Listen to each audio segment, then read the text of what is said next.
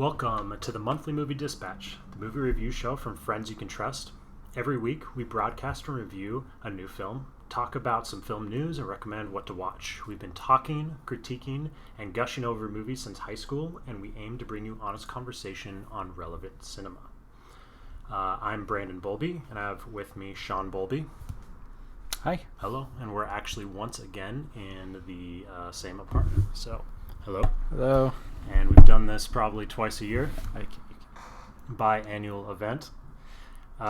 So today we're going to be reviewing the new Steven Soderbergh film, No Sudden Moves, which we actually watched together last night. No Sudden Move. Singular? I believe, yeah. No plural? No Sudden Move. All right, well, you can fact check that for us. Right. Right. Awkward. Okay, so No Sudden Moves, the new Steven Soderbergh film.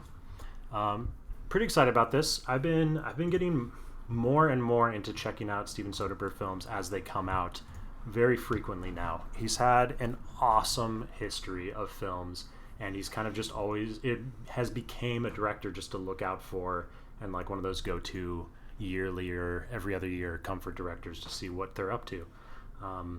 He started out in the early 90s kind of in a very like up-and-coming indie film scene with a lot of his smaller movies he came out with, and some of those honestly I've kind of skipped or missed. Having Nick on this episode probably would have been great because I know he's gone back to older Soderbergh, but yeah, things like I think the Sex, Lies, and Videotapes. A lot of people talk about that. Breakout one, and then yeah, for sure. And he kind of had like very small beginnings, but became big in the early 2000s with Aaron Brockovich and the Academy Award nomination Traffic. But then Ocean's 11 really bringing like that genre film of a heist movie into popular culture, ridiculous cast, and made it fun and exciting. Reinvigorated the genre. Reinvigorated it for sure. Recently, he's kind of gone back into, I feel like, kind of an indie scene, releasing movies. He worked with HBO on Behind the Candelabra, which I did see. Working with Netflix, Bleecker Street, doing these much smaller films again, doing quirky things like shooting several films in a row just on an iPhone. And I feel like I feel like he's been coming out with movies more frequently now than ever. Coming out with High Flying Bird and The Laundromat all in the same year. A couple TV series. Mosaic and The Nick. It's weird to kind of see him come full circle and just releasing these small, intimate indies whenever he wants. And he's so good at filmmaking it, like he can just do it. Yeah, definitely. Kind of becoming a New York City, Manhattan, Woody Allen of types. I feel like, honestly, in the amount of releases he's done. Yeah, he's definitely one of those guys who can just, and very similar to Woody Allen as well. He does these movies for fairly low budgets, and he never like loses money, so it's a pretty safe bet to just give him, I don't know, this movie may have had a slightly bigger budget, but it's not a big risk to take to finance a Steven Soderbergh movie, so he's able to just kind of keep doing them until he burns out, or if he ever kind of runs out of ideas. I don't know. But yeah, and I would say his movies are like Woody Allen. They're, with his frequency, they're hit or miss, but honestly the misses are still at least interesting and still unique enough to watch and experience and to see what he's up to. So that's kind of my recap on Steven Soderbergh, and I know we always have our eyes out for him. I do want to let's mention some of our 3 favorite Soderbergh films, see how much we overlap, or if we have any unique ones in here. Do you want to start, Shaun? What did you pick out? Sure. I guess I was going to. So I've seen a lot of his movies, and definitely most of his big ones, but I haven't really seen any of his biggest movies since basically they came out. So I was kind of more going to give a list of 3 that I want to revisit or rewatch, or one that I haven't actually seen yet. So the one I haven't actually seen yet is Contagion. You haven't? I haven't seen Contagion yet, and obviously from the pandemic, everyone everyone. It's kind of been brought to everyone's attention again, and so I really need to see that one. Number 2 is Aaron Brockovich. That one left the biggest impact on me. I saw it. I was pretty young. When did that come out? 2000. So I probably saw that when I was, I don't know, 13, 14 years old. Probably Same. like 12, 13. I remember watching it. And I really want to rewatch it. And like I remember really liking it. It was super fun, really funny, and so I really want to rewatch that one. And then I'd like to revisit the Oceans trilogy because I've only seen the first one. I remember liking that one a lot too, and I've heard good things about at least Oceans 12. I remember liking them a lot, but maybe dismissing them as like too popular back in high school. Yeah. When honestly now maybe they're just like so fun and good that I'll just like they'll be standouts in his career if I rewatch them. Yeah, you weren't even in high school when it came out. But the sequels and stuff. Yeah, definitely, that's true. For sure. Yeah. So my 3, I didn't do the ones I want to revisit, but my 3, honestly, and there are some older ones I've missed, like I stated before, but Logan Lucky. More recently, I had a blast with that film. Honestly, maybe Ocean's 11 is better if I was to rewatch it or more consistent, but I thought Logan Lucky was really unique while still being a super genre film like that. But yeah, I enjoyed the hell out of that movie. Obviously, Traffic. That's like peak classic Soderbergh. Maybe what he's most critically acclaimed and known for. Yeah, definitely. But that one still holds strong in my head. I remember seeing that in high school, especially after all the Academy Award buzz it got. And then very recently, from what I saw it, Contagion. It is an incredible movie. Not only did it apply very much to last year, and that's why everyone went to see it, but I was blown away with just like how fucking good it was in general. Like I should have saw it when it came out because it is easily one of his best movies, and it's pretty perfect all the way through. And it's kind of sad that it didn't get more acclaim when it did come out because I don't know, 2011 I was watching a shit ton of movies and I missed it. No one cared about pandemics in 2011. Yeah, but it's like really well done. So yeah, excited for you to go watch that. Yeah, definitely. All right. I just kind of clicked on Contagion. I want to point out how incredible he is at casting his movies. You know, just like looking over his list. You know, Ocean's 11, 12, and the Ocean's trilogy has such an incredible cast. He's one of those directors that must make friends with everybody because everyone he works with is huge and always wants to come back for more. Yeah, definitely. And so he must just have like the best on-set relationships and rapport with his cast because he's been working with people. I mean, or others like that, like Quentin Tarantino. He just has these reoccurring people that have stuck with him for decades. Actually, when doing some research about him in this film, I noticed even on his Wikipedia, he has a big reoccurring cast, like graph that people have marked out about like all the actors that appeared as films multiple times and like checking off how many. So he has enough recurring friends in the industry to at least have Wikipedia notice it and make a huge graph out of it. Definitely. It's pretty cool. And moving on to No Sudden Moves, his newest film, which is actually streaming on HBO Max. You can watch it there anytime. It's also in theaters. And in theaters. theaters. Wait, I'm sorry. Is it in theaters? We don't know. I'm mixing movies. Fact check. I don't think it's in theaters. Never mind. It's not in theaters. Okay. Maybe it's in some theaters. HBO Max. Who knows? No Sudden Moves, stacked cast. And right from the get-go, actually, I rarely like look at the opening credits names, but once I saw the first few, I just decided to read all of them, and every single name was someone you knew or have heard of and recognize. It was kind of crazy as they went through that intro. But let me do synopsis. Directed by Steven Soderbergh. Plot description.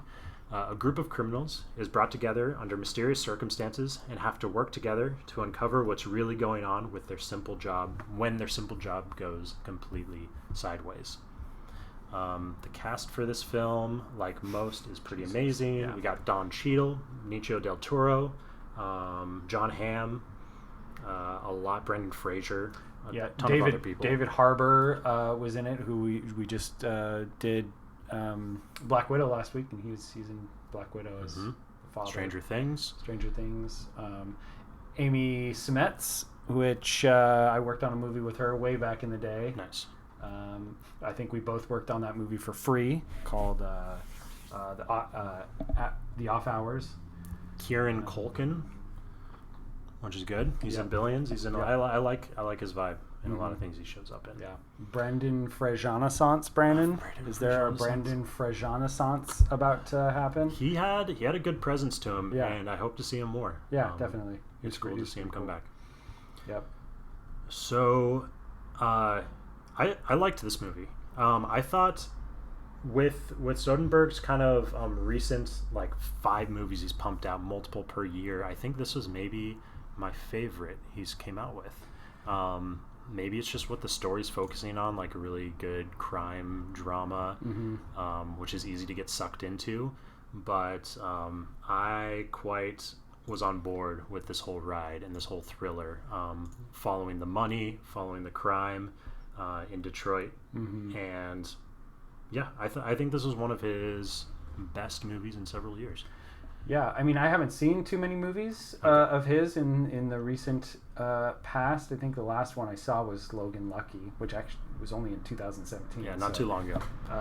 But yeah, I totally agree. I really enjoyed it. I think it had especially a really strong opening.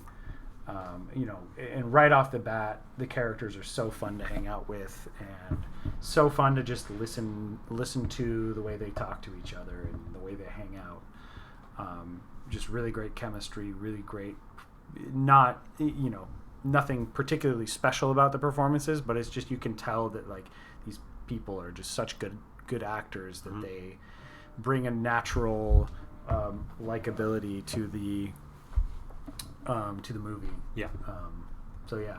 No, I totally agree. I think the movie in classic crime drama way starts out slow, intimate, a few long conversations, and you're kind of wondering where this movie's going, or the simple job. Yeah, who they're setting up, and it doesn't last too long.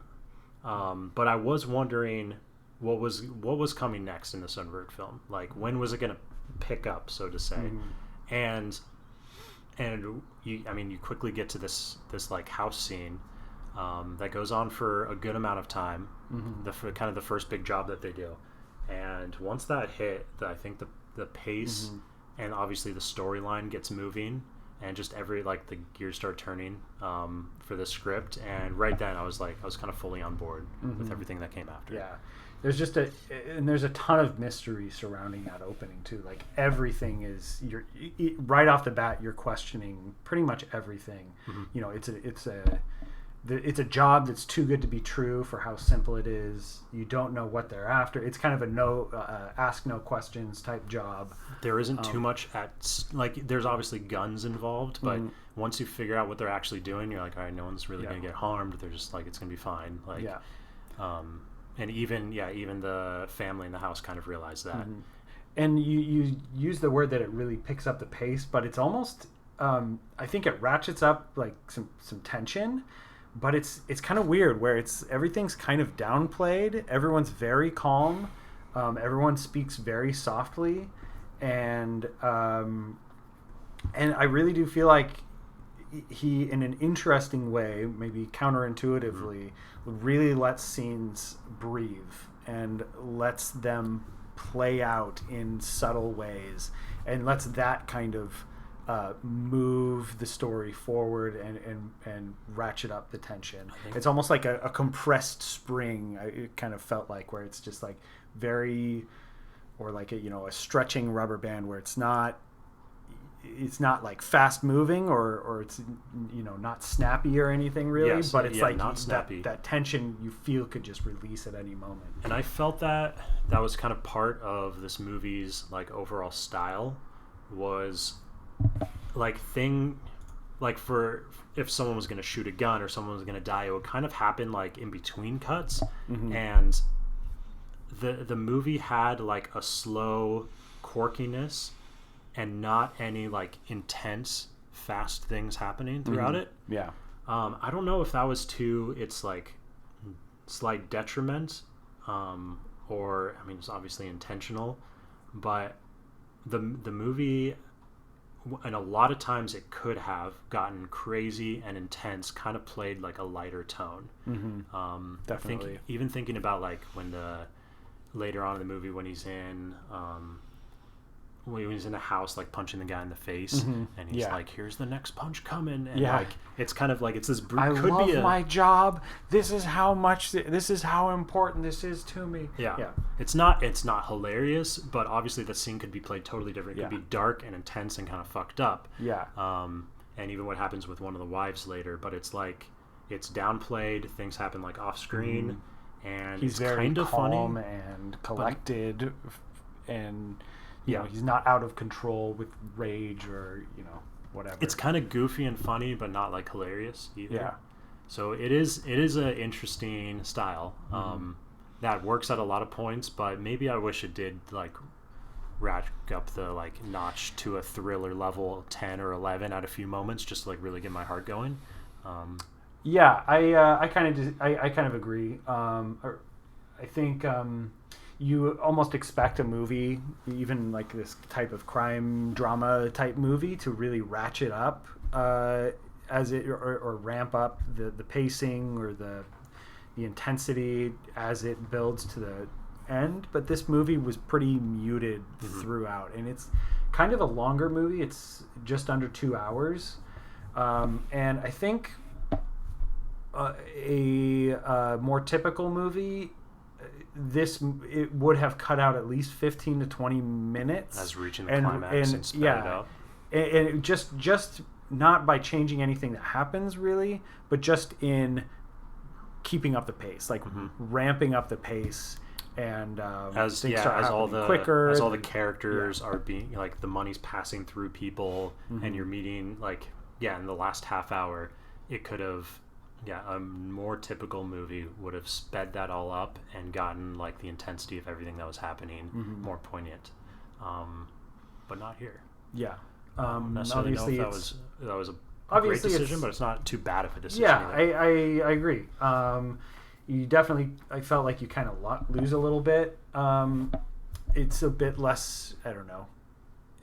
Probably would have been more fun and enjoyable on many levels, but this was interesting. There was no moment or scene where I'm like, that was boring, or that it could have done without that.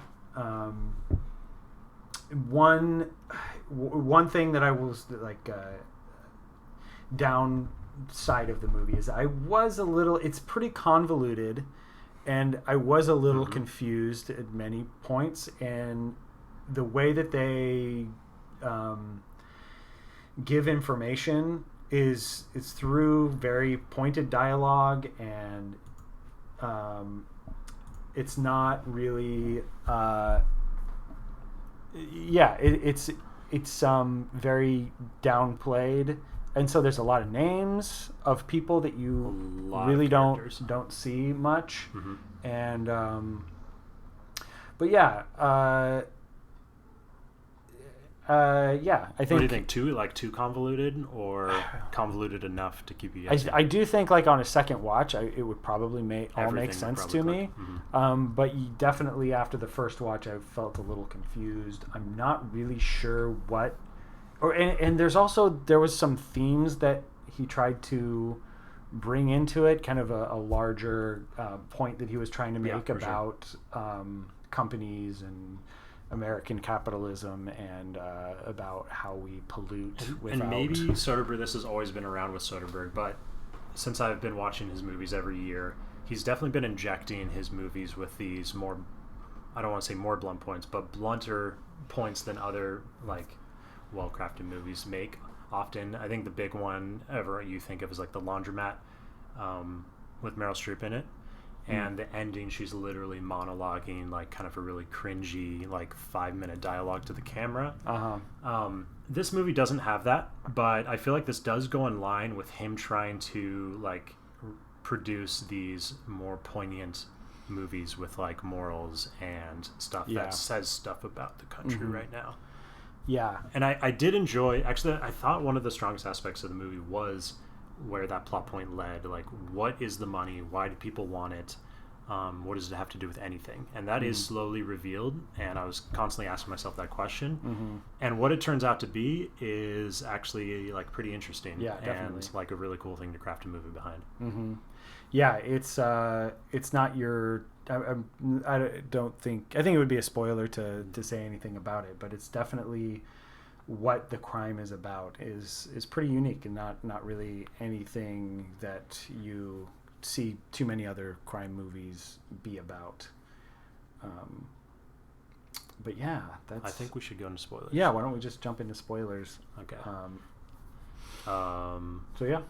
I'm realizing every time I look at you, we look away from each other. I see that. It's kind of bugging me. We are looking at each other, but not on the screen. We're looking away from each other. Yeah, definitely. So, okay, from here on out, well, I would say we both enjoyed the movie. How many stars would you give it before we go to spoilers? I'm like between a 3.5 and a 4. I could maybe in this conversation, if you have some explanations of things that I missed, maybe it would bump up to a 4. But yeah, what about you? I think at worst it's a super solid 3.5. Yeah, which is still a great time, and I could easily see someone really liking it into a 4. Yeah, and so yeah, I think I'm right there with you in between the two. So go see it, check it out. It's an easy rent. I did want. Oh, actually, one thing I wanted to point out. Sorry if we're. I think we have time.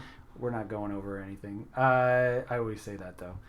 The cinematography I thought was really interesting. It looked really good, but it was pretty weird how it was he used an oddly distorted lens a lot, where it's almost like a curved lens where it had some fisheye-ness to it. It wasn't like the typical, but it didn't look like the typical fisheye. Yeah, it was like unique one. It was almost like the center of the frame looked like a normal frame, but then like the edges fisheyed out, which is kind of how a fisheye lens looks. The closer you are to the frame on those edges, the more distorted you are. Yeah.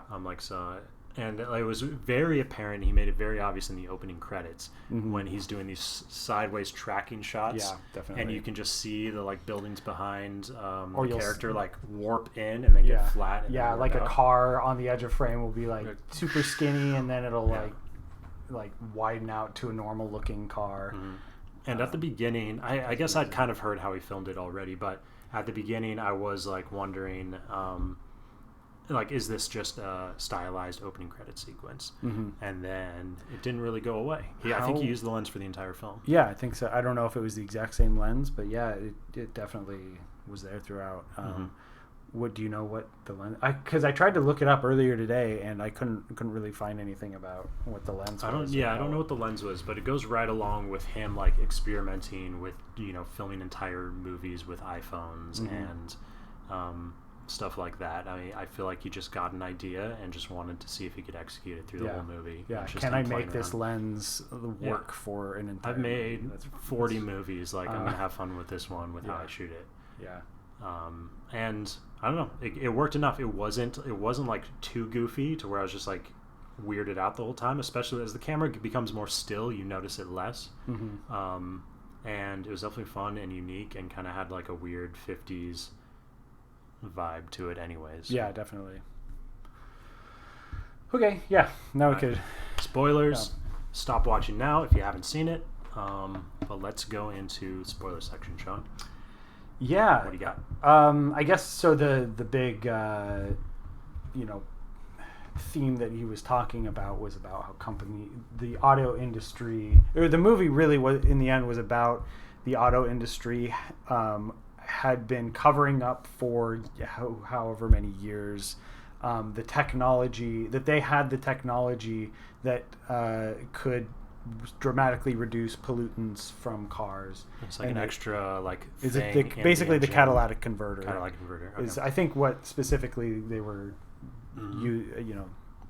the kind of, and I'm guessing it would just make their cars cost more to make. Yeah, so they didn't want to put it in there. It's a part that's more expensive. Maybe it's just the fact that they're adding a component. But yeah, so the movie was about them. A study that had been done on that was locked up in a file that proved how beneficial that would be to pollutants for the in the country if they put that on every cars. Yeah.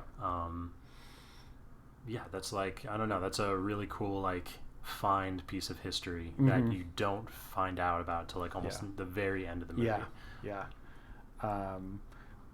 And which is kind of interesting how the movie was set in Detroit, but most especially crime movies or whatever, not too many are set in Detroit, I think, and or at least I can't think of too many. And so it was kind of cool how that kind of came back.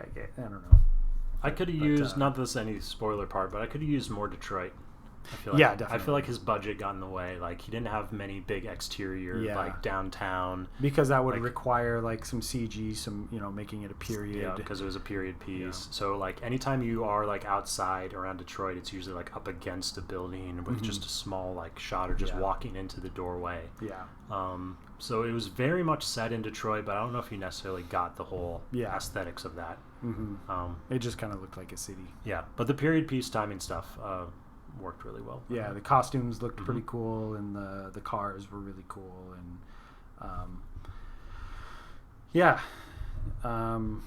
so what are some questions you have? Yeah, I don't know if everything's explained. Well, there's a lot of questions like why. So there was the opening of the movie was them going in and trying to get that file out of a safe in General Motors or whatever headquarters, and but then they come back and something had gone wrong to the point where Kieran Culkin's character was going to kill everyone, and I'm not sure I understood why that flip was going to happen. Yeah, why that flip was going to happen. I mean, you can assume and I don't know the exact answer, but maybe you could assume it's something as small as to have to pay less people. I don't know, just that as petty as that, but it is a question that you think of as it's happening, and then you probably don't get answered until later. But also, why kill the two kids and the mom and the dad? Over some money. That wasn't even money. That was like if they had walked out with the real papers, I don't know. It was just I guess they didn't want to leave any evidence or something, but there are some fundamental things that really the movie gives you such little information spread out over so many characters. There is a lot lost in translation on the first pass through, because certainly at that moment when that scene plays out, you have no idea what's going on. And like, I guess now that I'm thinking about it, later on I think they do say that they just wanted to kill those two characters, like the Don Cheadle and Benicio del Toro, because they just had bounties on their heads, or they just wanted to get rid of them for completely outside reasons anyways. But why the children? Why the children, why the wife, and even why the... Where did that order come from? Yeah. So... Yes. Yes. I have a few other... What are some of your questions? I mean, in the end, it got a little convoluted with the money passing between so many people and going back and forth, and like, is the joke that John Hamm didn't have really any alternate motives, or he just did his job and walked away? Like, I think so. I'm not quite sure about that, because he gives Matt Damon the original $375,000, which I thought that scene was actually really great and pretty fun. He gives him the $375,000 that he originally gave him, or that he gave to Don Cheadle and Benicio del Toro, and then there was an extra some amount of $1,000 that the girlfriend of Benicio del Toro, who was the wife of Ray Liotta. Well, yeah, did we mention him in the in the cast. Yeah, that was a crazy. He's in it addition. too. Yeah. I think that's who it was. Yeah. My one thing is, didn't he beat her up and she had like bruises and things all over, cuts all over her face? I guess she just totally covered it. Yeah. Mm-hmm. I guess she just totally covered it. Yeah.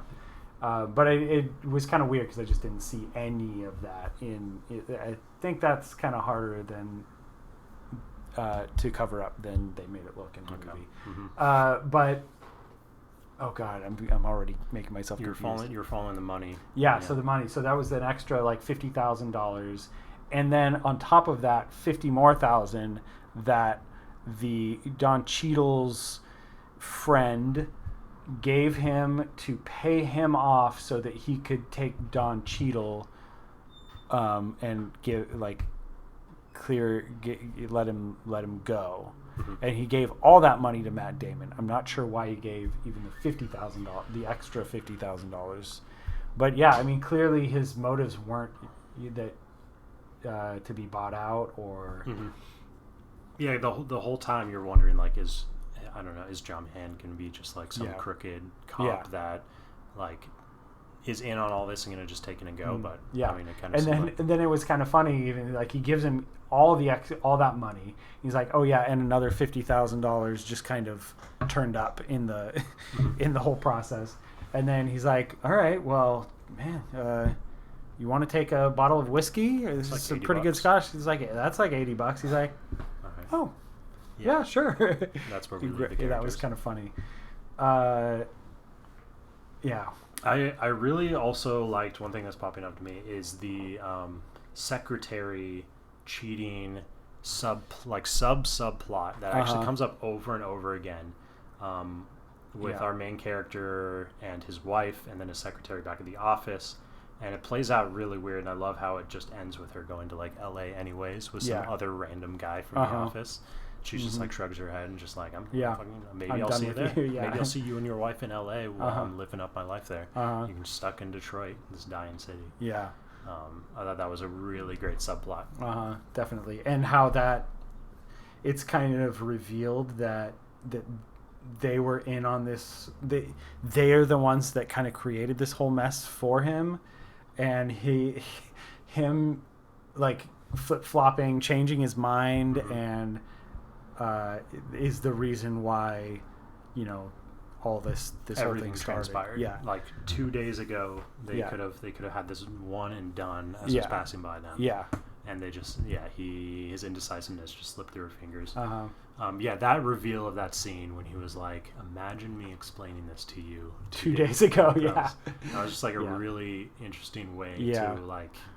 Yeah, that's part of its like subtle comedy that this movie has. It's definitely. Like just the way that scene plays out. I think there's a lot of like slight Coen brother-esque qualities to this movie, and in the comedy that every character almost seems to have throughout, even when they're doing brutal things, and also the way like everyone gets swept up in this, the like large cast gets swept up in this one like batch of money, and just kind of keeps spiraling deeper and deeper out of control between characters. Yeah, I don't know. I kind of almost saw a lot of those like early 90s filmmakers in this movie, like with its maybe over the top themes that are kind of a little in your face at the end, are made painfully obvious in the end, from like Spike Lee, and then like a little bit of Quentin Tarantino dialogue, maybe a little bit of Coen brothers. I'm sure there's some others, but I saw a lot of that era of influence in this movie for sure. I thought the movie didn't necessarily, and I don't know if it needed to, end with like a big moment of any kind of catharsis at all. Like there's not necessarily like a singular revelation or even like singular crumble of the storyline. Yeah, like there's not like a big Coen Brothers film usually ends in just like shit hitting the fan and everything going wrong at once. Yeah. I don't know, this one kind of like mellowed out more slowly. Definitely. And it did kind of feel like you knew where the climax or the ending should be, but then it didn't climax.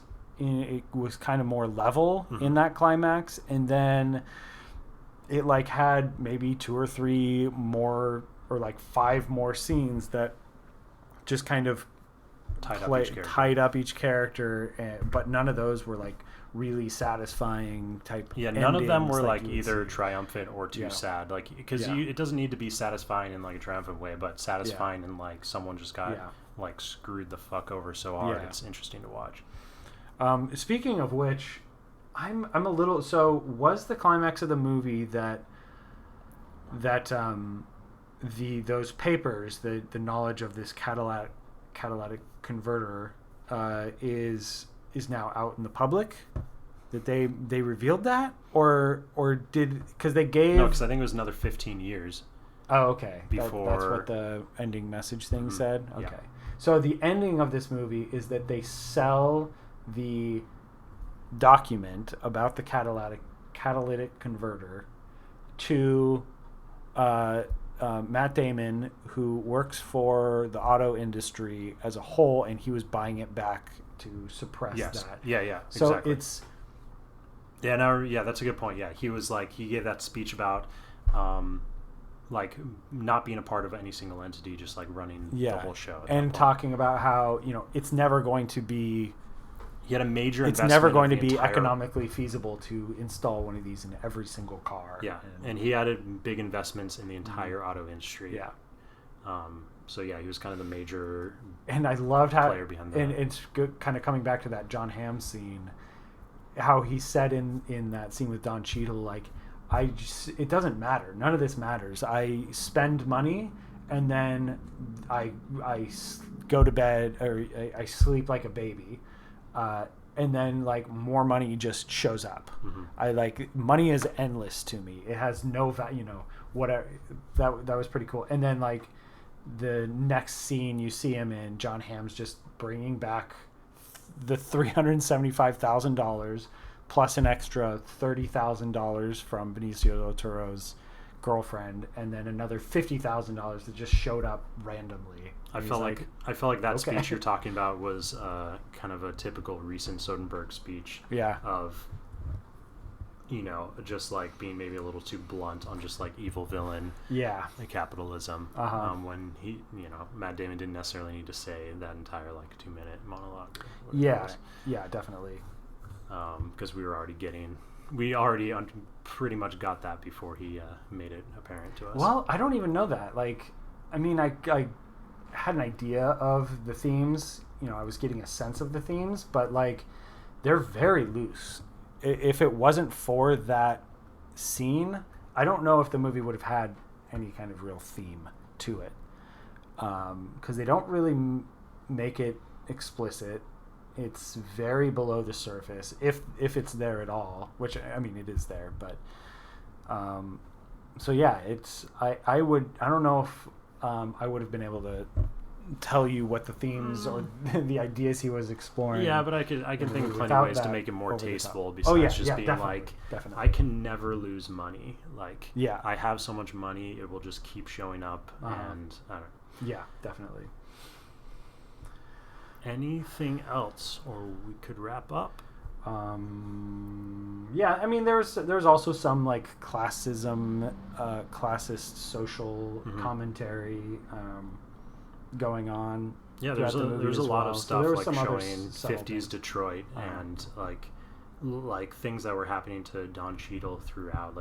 Remember even at the beginning when they're talking about which seat in the car to sit in, and I think they're even just Don Cheadle not saying, no, I'm not even going to get the front, you have to sit here next to me. I think, was it John Hamm? No, that was the main Benicio del Toro. Oh, Benicio del Toro, right? Yeah, he and then it was Brendan Fraser. He wipes off the seat that Don Cheadle was sitting on. Yeah, because maybe it's too dirty for him. Yeah, exactly. But yeah, there's he didn't shy away from just showing these little moments throughout the film of what 50s Detroit could have been. Everyone constantly just kind of screwing each other over. No one was playing nice, except for the bellhop.